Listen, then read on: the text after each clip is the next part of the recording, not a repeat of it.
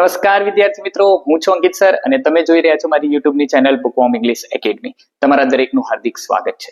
વિદ્યાર્થી મિત્રો, આ વિડીયોમાં આપણે વાત કરવાના છે આપણા અતિ મહત્વના એવા ફંક્શન વિશે જેનું નામ છે શોઈંગ રિઝલ્ટ. શોઈંગ રિઝલ્ટ ધોરણ 11 અને ધોરણ 12 માટે અતિ મહત્વનું મોસ્ટ આઈએમપી ફંક્શન જે પરીક્ષામાં પૂછાય છે. હવે આ પરીક્ષામાં આટલું મહત્વનું ફંક્શન હોય તો એના માટેની કેટલીક ટિપ્સ આપણે આજે આ વિડીયોમાં વાત કરવાના છે. કઈ રીતે આ ફંક્શનને યાદ રાખવાનું છે. એકદમ સરળ ફંક્શન છે, પરંતુ પરીક્ષામાં એટલું બધું મહત્વ એનું છે કે આપણે એના માટેની કેટલીક શોર્ટ ટ્રીક જોઈશું. ક્લિયર? તો ચાલો, આના પહેલા આપણે ઓલરેડી ઘણા બધા ફંક્શન્સ બનાવી લીધેલા છે અને એ આપણી ચેનલ ઉપર અવેલેબલ છે. જો તમે એ ફંક્શન જોવાનું ચૂકી ગયા હોય તો ઉપર આઈ બટન ઉપર એની લિંક આવતી હશે અથવા તો નીચે ડિસ્ક્રિપ્શનમાં ફંક્શનના પ્લેલિસ્ટ નામની એક લિંક છે. તમે ત્યાં જઈ અને દરેકે દરેક પ્રકારના ધોરણ 11 અને ધોરણ 12 ના જે પણ ફંક્શન આવે છે બધા ફંક્શન તમે ત્યાં જોઈ શકો છો. તો ચાલો વધારે સમય ન બગાડતા કરીએ વિડીયોની શરૂઆત.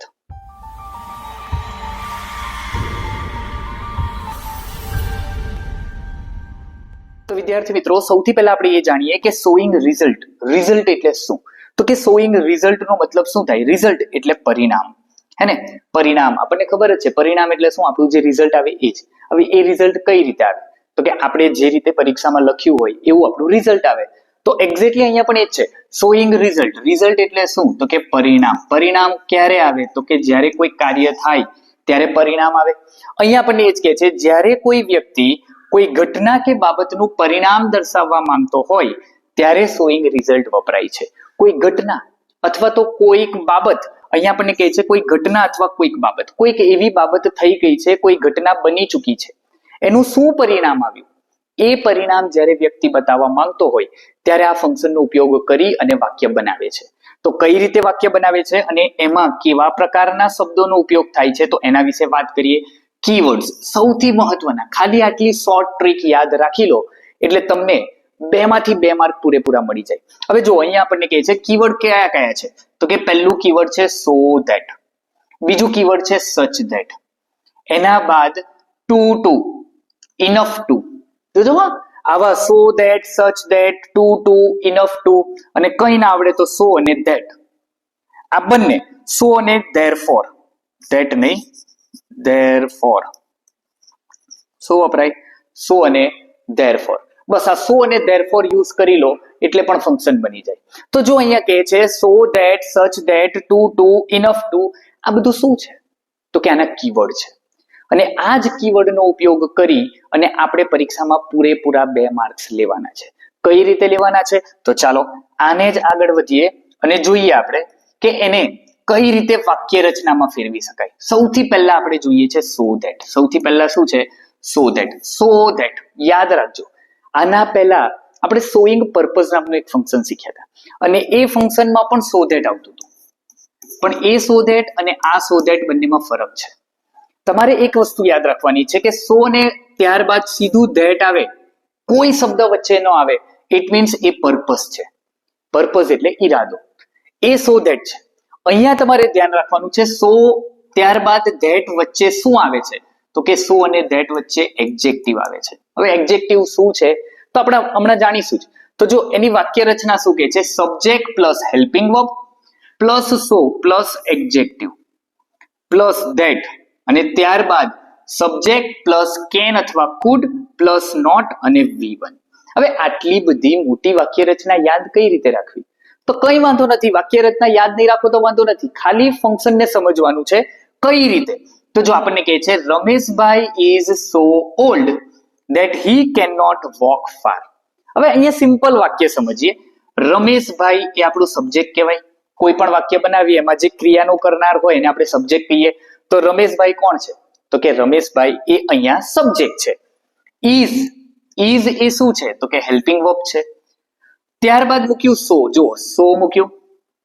એડજેક્ટિવ. એડજેક્ટિવ એટલે શું? તો કે એડજેક્ટિવ એટલે વિશેષણ. એડજેક્ટિવ એટલે શું થાય? તો કે વિશેષણ. વિશેષણ કોને કહેવાય? તો કે આપણે અંગ્રેજી ભાષામાં સિમ્પલ સમજીએ કે વિશેષણ એટલે શું? તો કે વિશેષણ એટલે એવો શબ્દ કે જે શબ્દ નામના અર્થમાં વધારો કરતો હોય. નામના અર્થમાં વધારો કરનારો શબ્દ એને આપણે એડજેક્ટિવ કહીએ. હવે એડજેક્ટિવ કઈ રીતે? સે ફોર એન એક્ઝામ્પલ આપણે એમ કેવું હોય કે બોય છે, handsome boy. Beautiful girl, long river, બરોબર. તો આ બધા શબ્દમાં તમે જુઓ છો તો એડજેક્ટિવ યુઝ થયેલું છે. હેન્ડસમ બોય તો હેન્ડસમ શું છે? એડજેક્ટિવ છે. બ્યુટીફુલ ગર્લ તો બ્યુટીફુલ શું છે? એડજેક્ટિવ છે. એ જ રીતે કોઈ પણ શબ્દ, કોઈ પણ નામ હોય, એ નામમાં જે વધારો કરતો શબ્દ હોય એને આપણે એડજેક્ટિવ કહીએ, અને એ એડજેક્ટિવ સો અને ધેટ ની વચ્ચે મૂકવાનું છે. તો જો રમેશભાઈ ઇઝ સો ઓલ્ડ. હવે ઓલ્ડ અહીંયા રમેશભાઈ કેવા છે? તો કે વૃદ્ધ છે, તો આ એડજેક્ટિવ થયું, બરોબર છે. એના પછી આપણે શું મૂક્યું? તો કે ધેટ મૂક્યું. તો સો અને ધેટ ના વચ્ચે આપણે એડજેક્ટિવ મૂકી દીધું, તો કે Rameshbhai is so old that. હવે રમેશભાઈ વૃદ્ધ છે તો એનું પરિણામ શું આવશે એ આપણે પાછળના વાક્યમાં લખવાનું છે. પાછું સબ્જેક્ટ છે તો અહીંયા જો હી, રમેશભાઈ માટે પ્રોનાઉન શું યુઝ થાય? હી. કેન નોટ અથવા કુડ નોટ, આ મહત્વનું છે, કેન અથવા કુડ.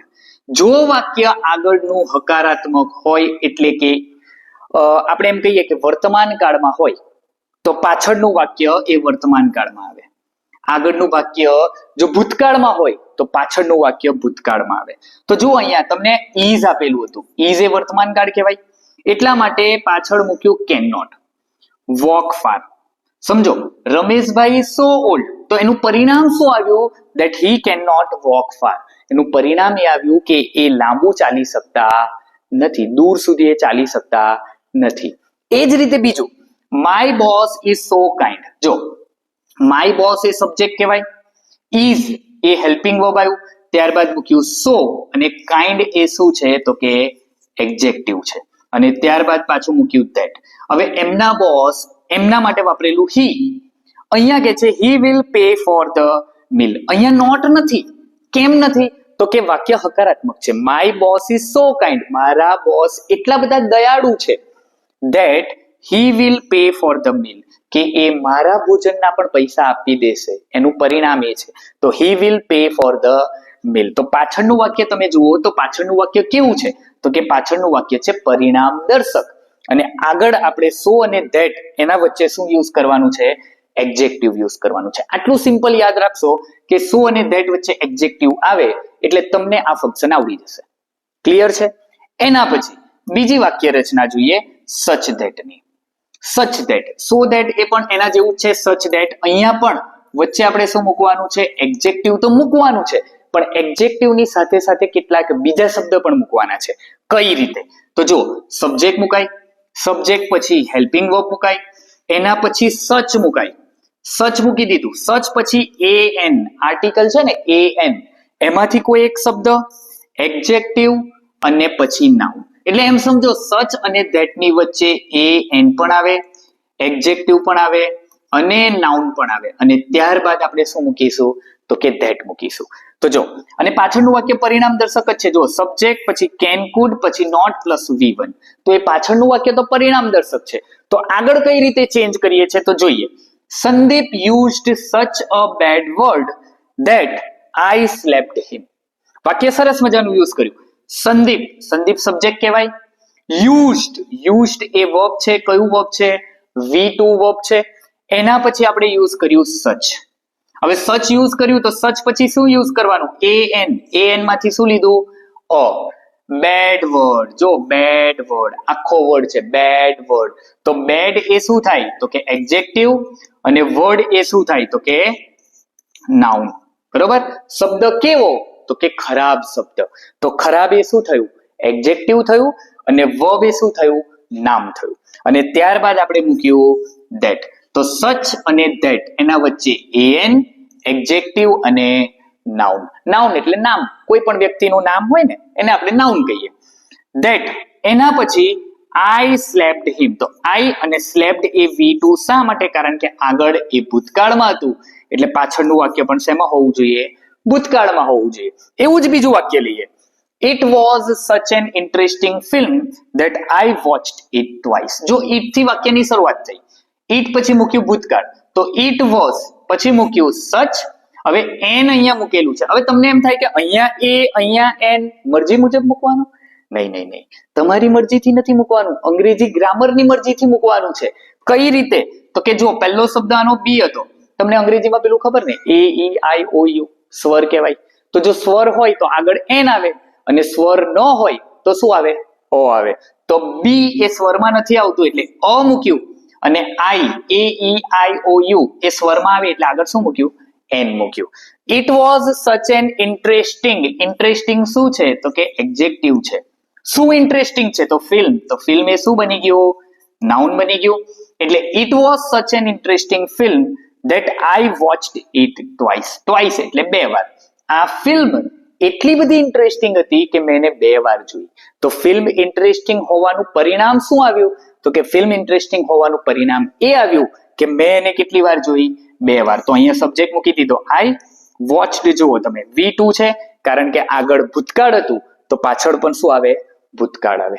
ક્લિયર છે આટલી વસ્તુ? અને જો આટલી વસ્તુ ખબર પડી એનો મતલબ તમને આવડવાની શરૂઆત થઈ ગઈ છે કે તમે સો ધેટ અને સચ ધેટ આવડી ગયું તમને. એના સિવાય બીજા કયા કીવર્ડ યુઝ થાય? તો કે એના સિવાય યુઝ થાય ટુ. યાદ રાખજો, સૌથી મહત્વનું, પરીક્ષામાં સૌથી વધારે પૂછાશે. ટુ એ શું છે? તો કે ટુ એ નકારવાચક છે. કેવું છે? નકારવાચક. જેમાં ટુ આ જે શબ્દ છે એમાં નોટ છુપાયેલું છે, એટલે કે ફરીવાર નોટનો ઉપયોગ આપણે કરતા નથી. અહીંયા પણ સેમ છે. ટુ અને ટુ વચ્ચે આપણે શું મૂકવાનું છે? તો કે એડજેક્ટિવ મૂકવાનું છે. ટુ અને ટુ વચ્ચે ફરીવાર શું મૂકવાનું છે? એડજેક્ટિવ. અત્યારે આપણે જે એડજેક્ટિવ શીખ્યા છે એ જ એડજેક્ટિવ અહીંયા મૂકવાનું છે. કઈ રીતે? તો જો એની વાક્ય રચનામાં જ છે subject plus helping verb plus to, અને ટુ પછી શું? એડજેક્ટિવ. એ ટુ પછી એક સિંગલ ટુ છે, આ TOO છે, આ સિંગલ TO છે, અને ત્યારબાદ આ અંગ્રેજીમાં ટુ આવે એટલે એના પછી ઓલવેઝ શું આવે? V1 આવે. શું આવે? V1. તો આપણે અહીંયા મૂકી દેવાનું છે V1, ક્રિયાપદનું મૂળ રૂપ. હે ને? તો વાક્ય બનાવીએ. માય નાના is too weak to stand. કહેવાનો મતલબ શું છે? માય નાના સબ્જેક્ટ છે, હેલ્પિંગ વર્બ કયું લીધું? ઇઝ લીધું, ત્યારબાદ મૂક્યું ટુ. વીક એ શું છે? તો કે એડજેક્ટિવ છે. નાના કેવા છે? તો કે કમજોર છે, નબળા છે, વીક છે. એના બાદ આપણે પાછું મૂક્યું ટુ.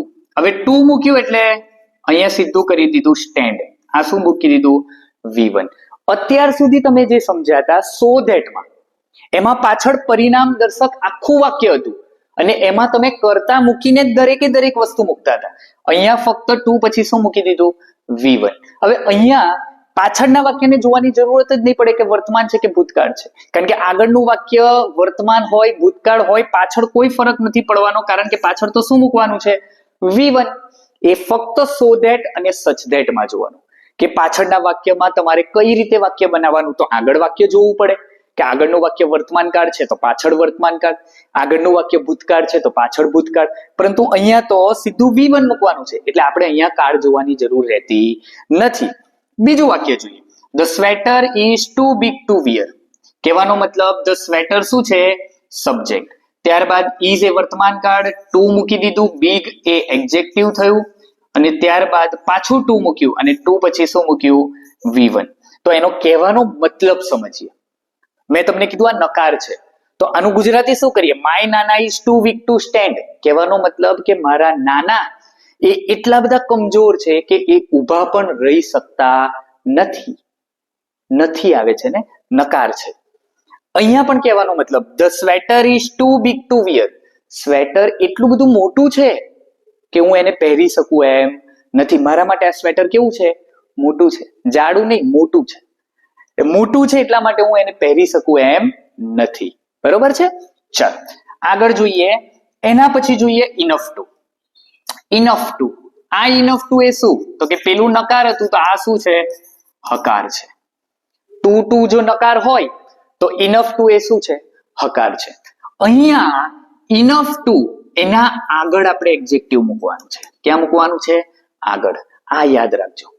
ટુ અને ટુ ની વચ્ચે પણ ઇનફ ટુ ની આગળ શું મૂકવાનું?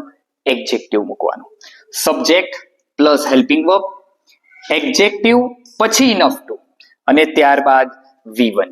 આ ટુ આવે છે એટલે ત્યારબાદ તો આપણે શું મૂકવાનું છે? V1 જ મૂકવાનું છે. એમાં આપણે કોઈ ચેન્જ કરવાનો નથી. તો જોઈએ વાક્ય. Ankur is high enough to climb the tree. શું કીધું? અંકુર, અંકુર સબ્જેક્ટ થયું, ઇઝ વર્બ થયું, હાઈ, હાઈ એ શું છે? એડજેક્ટિવ છે. ત્યારબાદ મૂક્યું ઇનફ ટુ, અને ઇનફ ટુ પછી મૂક્યું શું? V1. જો ક્લાઇમ્બ.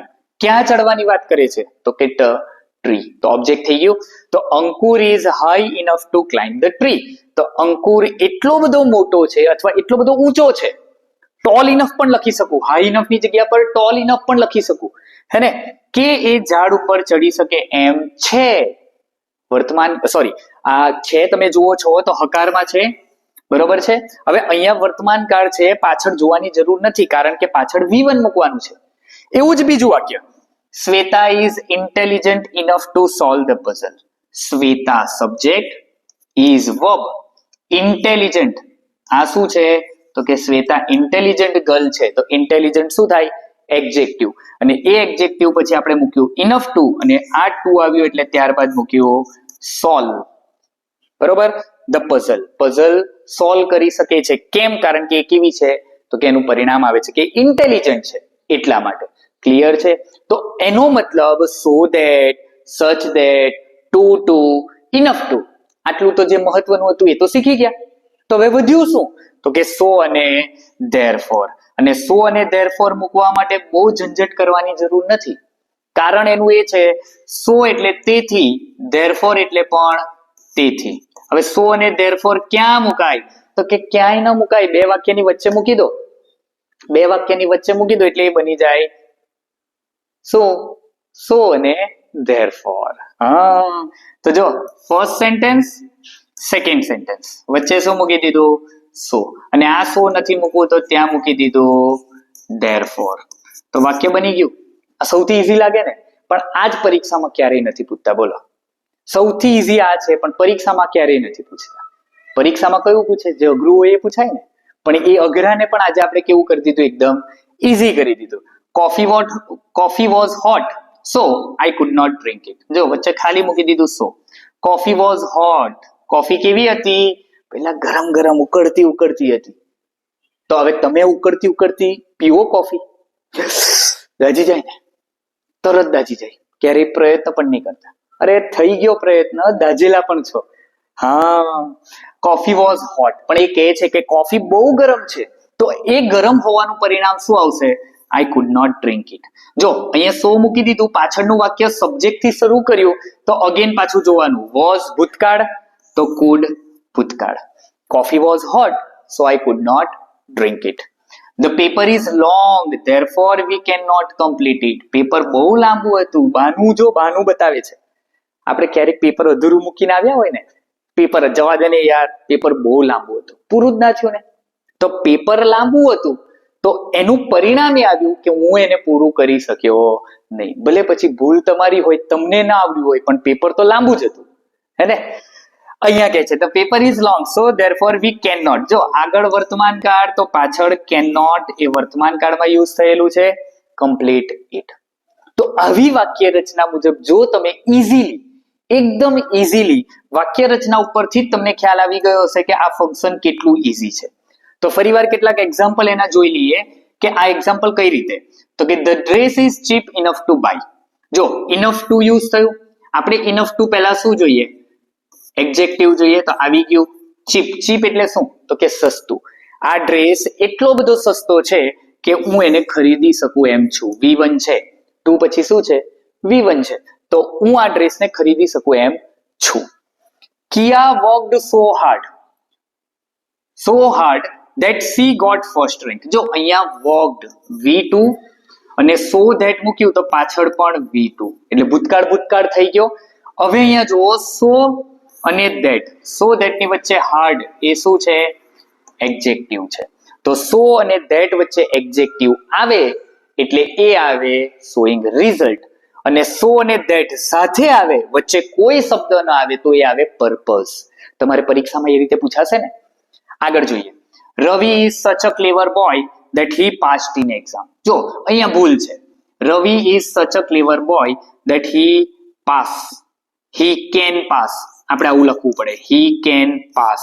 આ ખોટું કહેવાય, પાસ્ટ ના આવે. કેમ? તો જો રવિ ઇઝ આપેલું છે, વર્તમાન કાળ છે. વર્તમાન કાળ છે તો પાછળ કેન આવવું જોઈએ. he can pass in exam. તો જો અહીંયા સચ મૂક્યું, સચ પછી અ પછી ક્લેવર એડજેક્ટિવ, બોય નાઉન અને પછી મૂક્યું ધેટ. તો સચ અને ધેટ વચ્ચે ક્લેવર એટલે એડજેક્ટિવ, બોય એટલે નાઉન, અને પાછળ મૂકી દીધું he can pass in exam. જો this people are too poor to eat, આ લોકો એટલા બધા ટુ પુઅર ટુ ઈટ, તો એટલા બધા ગરીબ છે કે એ લોકો ખાવાનું પણ એ લોકોને મળતું નથી. તો એટલા બધા ગરીબ છે. તો એનો મીનિંગ તમે સમજો તો આ મીનિંગ કેવો આવશે? નકાર મીનિંગ આવશે. કેવો મીનિંગ આવશે? નકાર.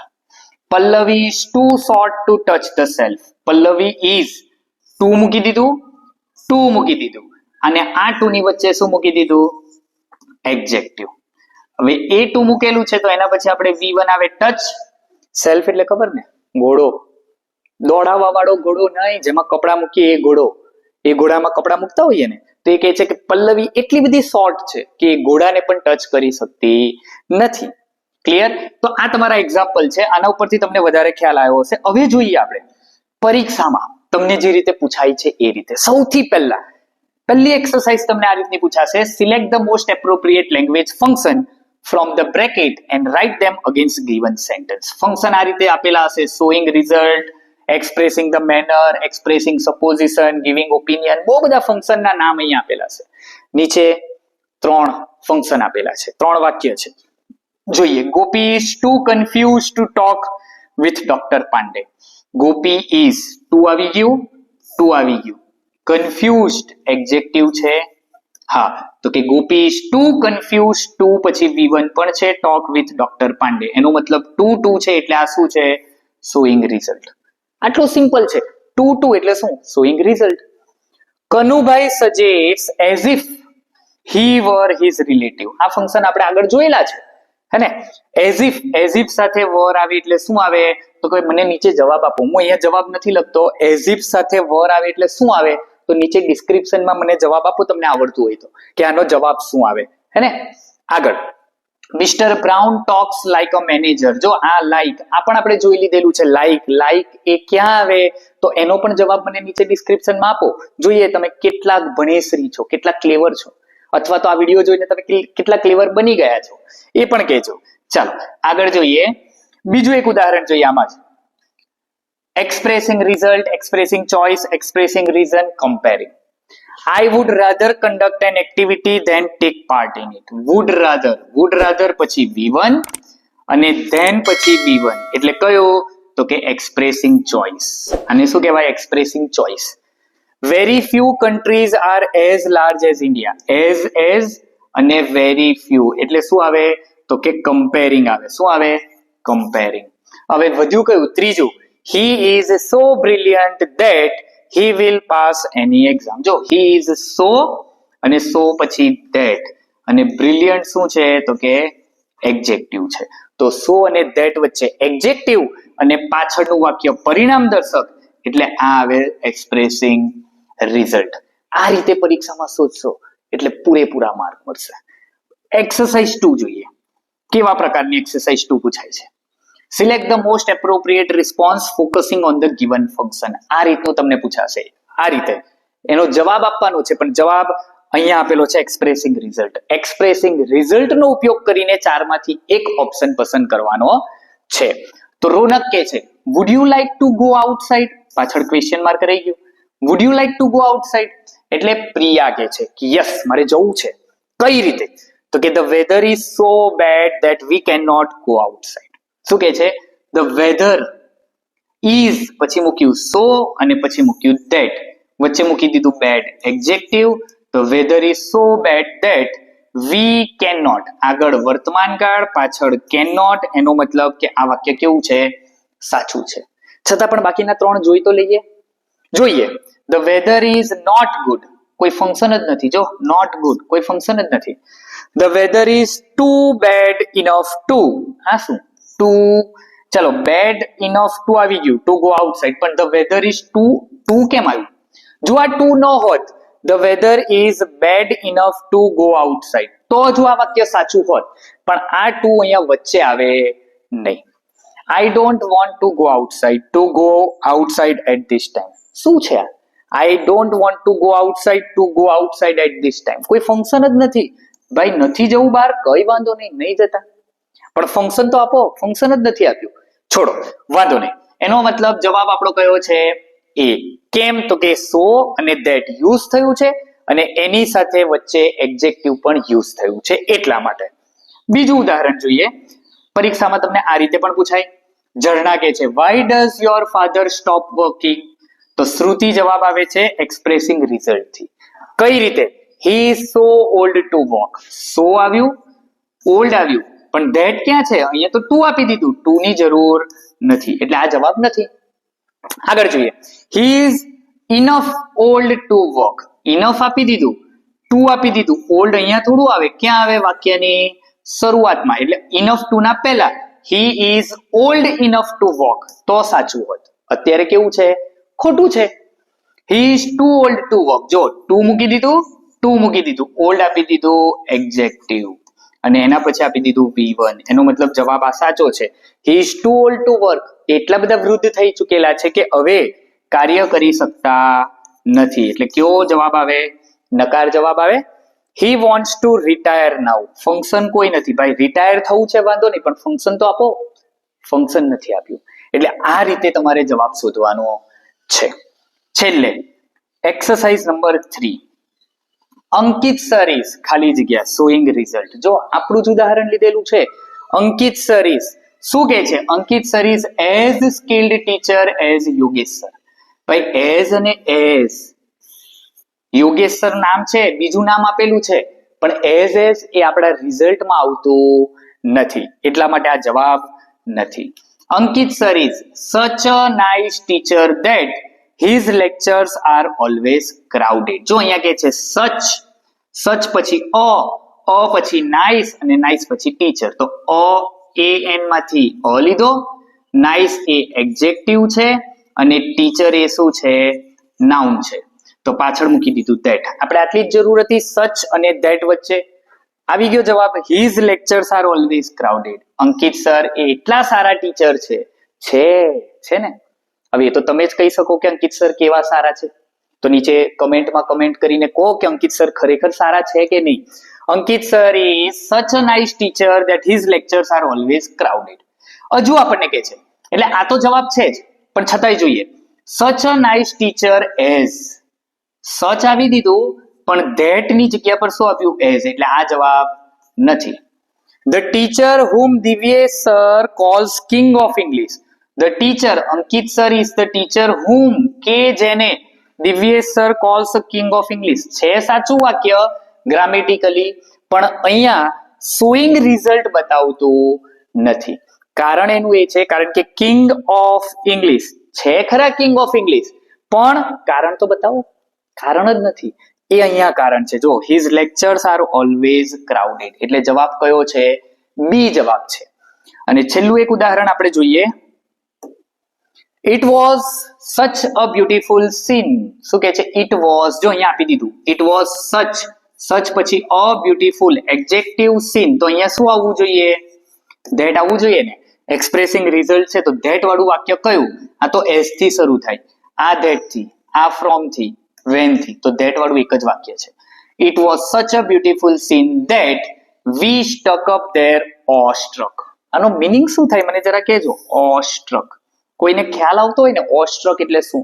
તો નીચે ડિસ્ક્રિપ્શન જ છે આપણી પાસે, બીજું કંઈ નથી. એમાં તમે લખી અને બતાવો. બરોબર, કમેન્ટ બોક્સમાં કમેન્ટ કરો કે ઓર સ્ટ્રક એટલે શું. ક્લિયર? તો that we stuck up there or struck. તો અહીંયા તમે જુઓ સચ સાથે ધેટ એટલે જવાબ કયો આવે? બી. ડિસ્ક્રિપ્શનમાં તો હું મૂકીશ, તમારે કમેન્ટ કરવાની છે. આ બધું નવું છે આપણા માટે એટલે આપણને યાદ નથી રહેતું ડિસ્ક્રિપ્શન કોને કહેવાય, કમેન્ટ બોક્સ કોને કહેવાય. પણ તમને ખ્યાલ આવી ગયો કે આને કમેન્ટ બોક્સ કહેવાય તો કમેન્ટ બોક્સમાં કમેન્ટ કરી આપો કે આને શું કહેવાય. It was such a beautiful scene that મૂકી દીધું એટલે જવાબ મળી ગયો આપણને સાચો. બરોબર, તો આઈ હોપ સો કે અહીંયા તમને જે સમજાવવાનો પ્રયત્ન કર્યો. જો થેન્ક યુ. આટલું જ ફંક્શન છે. આ ફંક્શનમાં પૂરેપૂરા માર્ક્સ હવે તો તમને મળશે કારણ કે એટલું સરળ રીતે સમજાવવાનો તમને પ્રયત્ન કર્યો.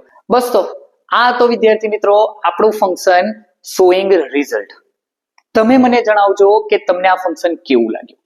નીચે કમેન્ટ બોક્સમાં કમેન્ટ કરી આપો એટલે ખ્યાલ આવે આપણને કે આપણે કઈ રીતે ભણાવીએ છીએ. અને તમને ખરેખર ખ્યાલ આવે છે કે નહીં. અને જો ચેનલ પર પહેલી વાર આવ્યા હોય અને હજુ પહેલો જ વિડીયો જોયો હોય તો આના જેવા તો ઘણા બધા વિડીયો આપણે બનાવેલા છે. તો ચેનલને અત્યારે સબસ્ક્રાઇબ કરી લો, જેથી કરીને આવનારા દરેક પ્રકારના વિડીયો એ તમારા સુધી ઇઝીલી પહોંચી જાય.